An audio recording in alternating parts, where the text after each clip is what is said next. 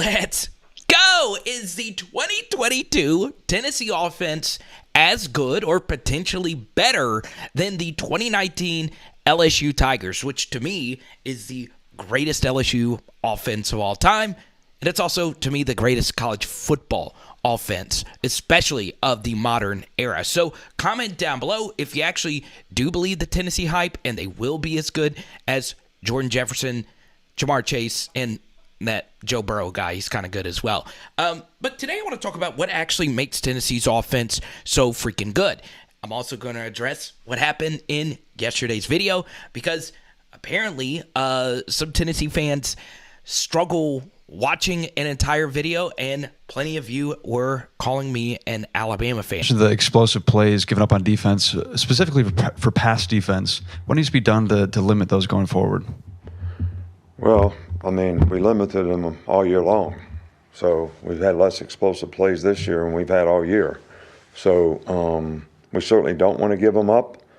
They did a good job of taking those wide splits and creating some matchup things because of the wide splits. Boom! I'm looking at you. Yes, you right now. So if you like film and just overall SEC talk, please hit the subscribe button, ring the bell. We're trying to get to 1,000 subscribers. And what Nick Saban means by widening the splits is what Josh Heupel in this offense does that I personally love. It's a big reason why I picked Tennessee to win the East, is that these wide splits cause major communication issues, and it oftentimes helps determine what type of defense you're going to run. Before we continue, I think it's important to know what a split actually means. And when coaches say they have wide splits, that basically means the distance between two players, okay? Now, what's interesting is because this is so far wide out here, it's tough for these slot corners and nickels to help in the running game, okay? And Tennessee right here loves to do this against teams, right? With the wide splits, you get 1, 2, 3, 4, 5, 6 against the 6 players in the box. That is a run call versus too high. The safety actually rolls into the box late, but you feel pretty good about this. And even with good penetration, Jabari Small does a good job making this guy miss, and this play is blocked really well. Okay, you see the hole right there, and these safeties do crash down and run the football. But the sign of a great offense is showing the same things over and over, but giving them something different out of those same formations. That is what really hurts defenses. So on the very next play, Tennessee actually shows something very similar, but does something very different. As you see, Jalin Hyatt, one of his 5 tutties, okay? So you probably didn't notice this, but if you're a Tennessee fan, you already know this. They snapped that last play with only 7 seconds on the clock, and on this one, 13 seconds on the clock. And what makes that very interesting is because you're going so fast, you're not allowed to really substitute or really do anything exotic. Notice how static and basic this defense is by Alabama, and Tennessee has them on their heels. So you have this wide split over here, but what happens here is Hendon Hooker does something really smart. I love that Tennessee leads the SEC or is amongst the SEC's leaders in play-action fakes, according to SEC StatCat. So they're showing a run on the very next play that draws this safety in. Now Hendon Hooker looks to the left really quickly. Can't really see it too well here because it is very quick. He looks to the left, and he gets his safety flowing this way, and they're in one high. So now Hendon Hooker knows he has man-to-man right here. Okay, so guess what? Remember, they are stacked over here, and you have these, once again, as Nick Saban mentioned, these wide splits. And what these wide splits do is it generates a lot of space right here, okay? And that is exactly what Hendon Hooker is able to do. And we get Jalin Hyatt going up against one of their worst corners, okay? And Hyatt finds the space, and he just dusts him. This is an easy throw right here by Hendon Hooker because the safety rolled into this single high look. He is going to be late. Over here, Helms to tackle Jalin Hyatt. Look at all that separation. It helps having athletes generate that. It helps having a quarterback who can hit him in stride, and you're not going to catch Jalin freaking Hyatt. So That's the stress that Tennessee does, right? It puts on your defense. It's the same exact formational look, but it's a different type of play. And that's what makes it so hard to stop and why Tennessee put up an 8.1 yard per play clip versus the Crimson Tide. It's kind of the same concept here. You know, if you're thinking 3rd and 5, you're thinking Tennessee is going to throw. They love the numbers that they saw in the box. They know that they're going to go for it on 4th anyway. And, you know, once again, those numbers, it just generates that much space. Look at that. Good run right there by Wright. Tennessee actually hit this play against LSU as well. Play action fake, run into the box. It's just all this space. It's just, honestly, it's just simple football. You see this guy pop in here. This is just really good design.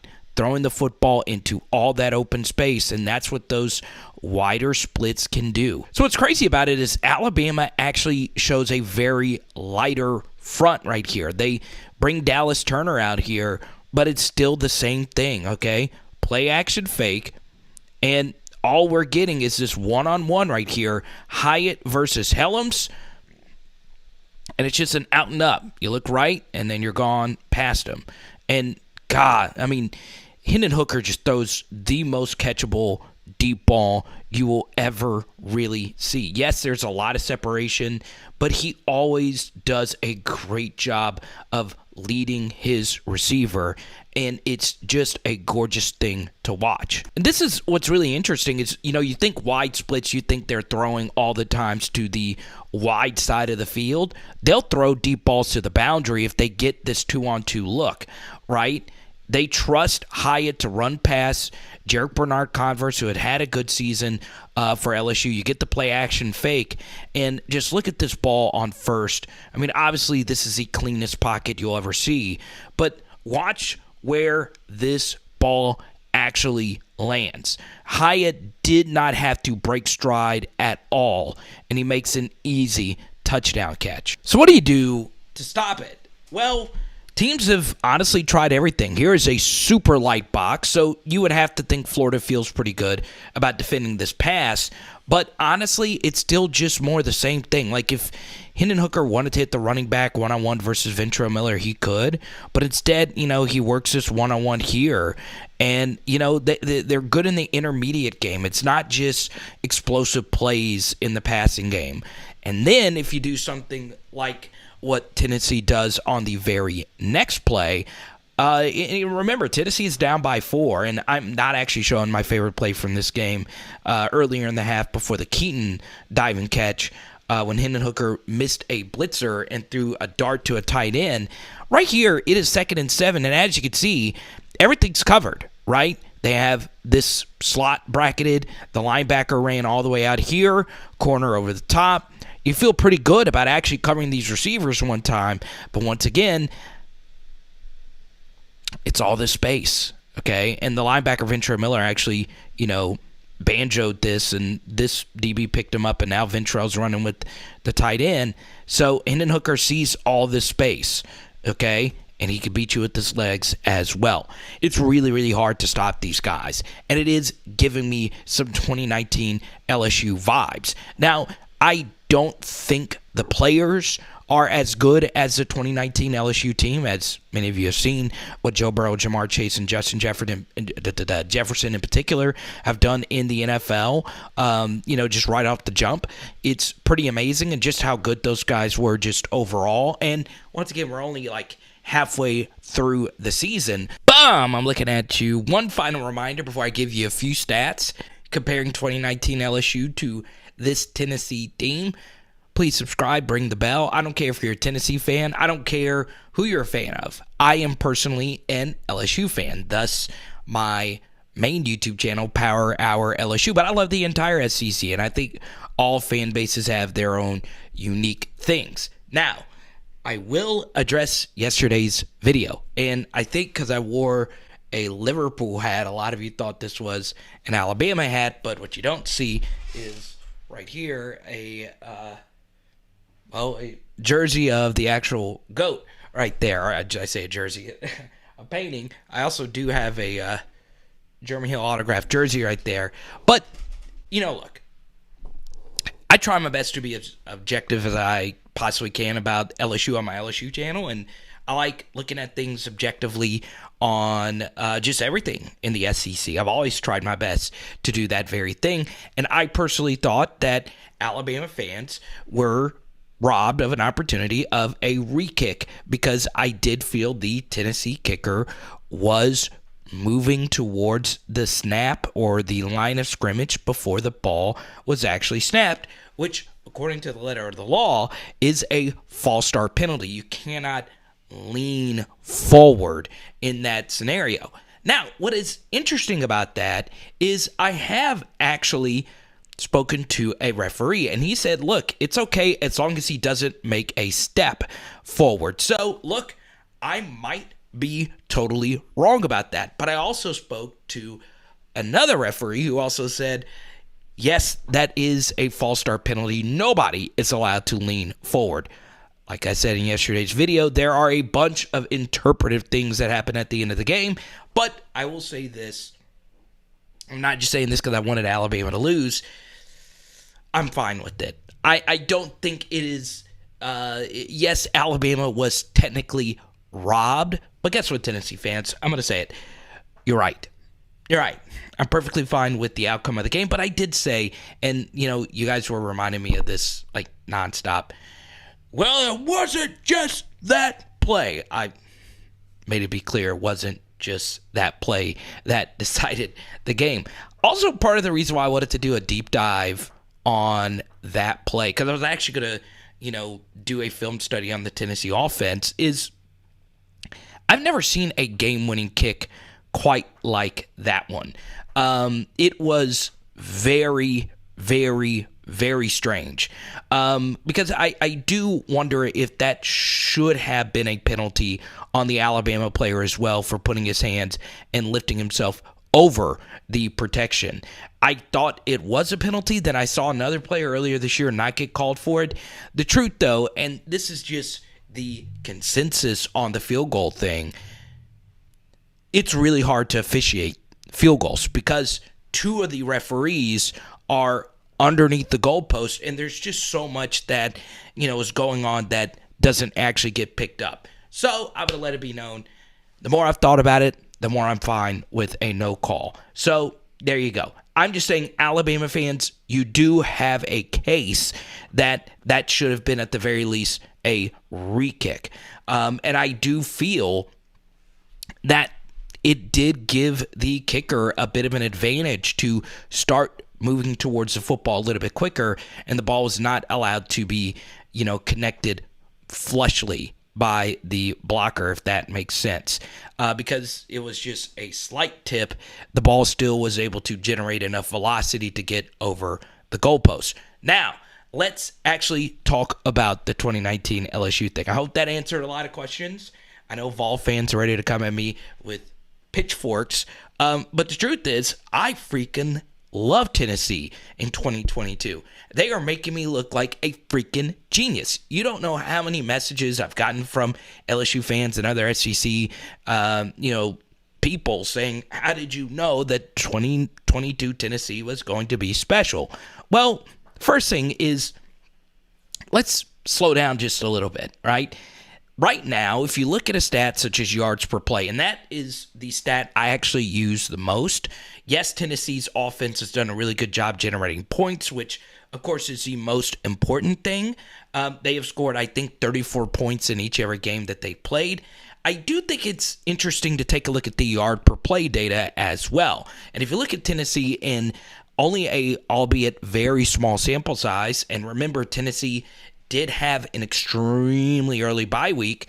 You compare the yard per play numbers of 2019 LSU to 2022 Tennessee. You're looking at them right now. It's not even close. Tennessee is a full yard per play less when you Power 5 adjust those numbers. Now, truth be told, when it comes to yard per play, LSU is actually just so unbelievably special because since 2014, only Oklahoma has eclipsed the 8-yard per play mark versus Power 5 competition, which is extremely difficult to do. And that was the Kyler Murray and Baker Mayfield Heisman years.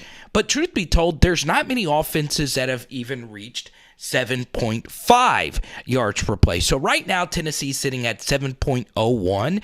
They're still a pretty far ways off that great LSU offense. Now, that number isn't the be-all, end-all, but I just wanted to share it. Also, you got to talk about the other side of the football. As many of you know, Tennessee, even though Coach Young has done a good job, coaching up this unit situationally, there is a lot to be desired from this Tennessee offense up to this point.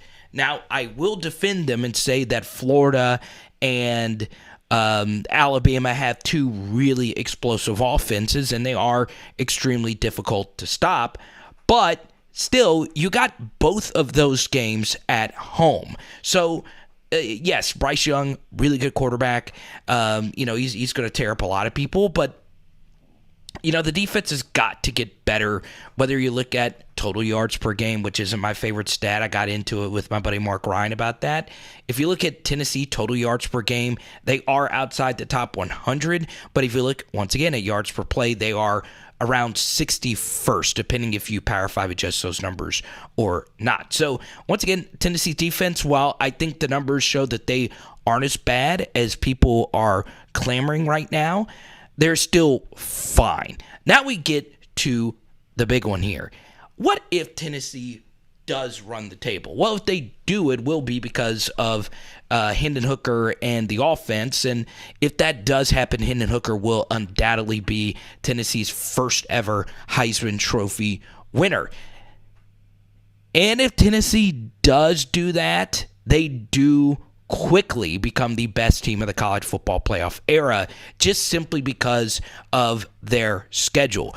I do feel this 2022 Tennessee schedule is tougher than that of 2019 LSU. The bottom half of the SEC was a lot weaker then, and it's still kind of weak on Tennessee's schedule. They do get a not great South Carolina team. They do get Missouri. They do get Vanderbilt as their final three games. But it's just a simple fact that more than likely Tennessee is going to have to beat Alabama twice for this to happen, and they're going to need to beat Georgia to go undefeated, and that does not include potentially Ohio State, Clemson, and a few of these other teams in the playoff, maybe Michigan. So, let's just say Tennessee does go 15-0, and their offense continues to play at the level that they are playing.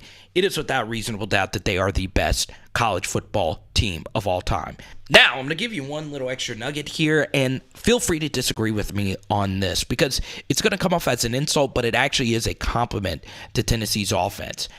I feel as if 2019 LSU and the complicated things that they did, and a lot of the pre-snap motion and what Joe Burrow was able to do, pre and post-snap, finding the right option, finding the wide open guy. I feel as if that was more of truly transcendent players making the scheme look better than it actually was. Now, I'm not saying that Joe Brady and Steve Ensminger didn't call great plays, and they did scheme some things open, but after, Burrow and that crew left, and yes, there were a lot of really good players that left, it just didn't look the same, right? Whereas I think Tennessee's system, number one, Josh Heupel is an offensive coach, so if you do lose your coordinator, the thing will keep moving. But I do think Tennessee's system is a little bit more replicable amongst players, right? I do think it'll be easier to replace what Tennessee has moving forward, and I feel as if Heupel's formational advantages with the wide splits and a lot of the things he's able to do off of that, I do think that bodes well for Tennessee's future. So hopefully that made sense. I might be totally off base by that, but I do think a lot of what Heupel does creates these advantages where Hendon Hooker can have a really good pocket right here and pump fake 1, 2, 3, and 4 times, or actually, 3 times, and then actually ripping it. The system is just so freaking good.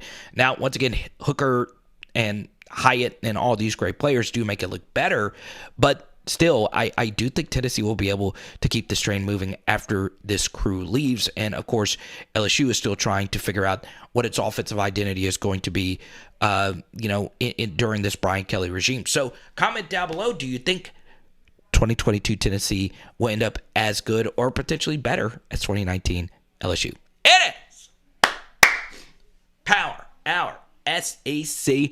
Bam! And tonight, we're doing tacos, baby. Let's go.